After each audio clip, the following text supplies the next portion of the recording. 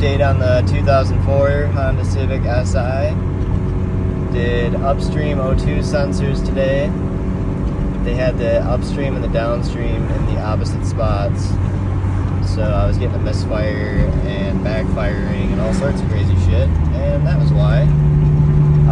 Also had a knock sensor code, so I went, re-evaluated that, took the knock sensor out, cleaned it up, put it back in, tightened it down to spec, and yeah, now we're running no check engine light.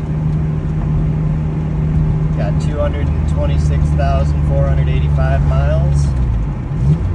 Check engine light officially off.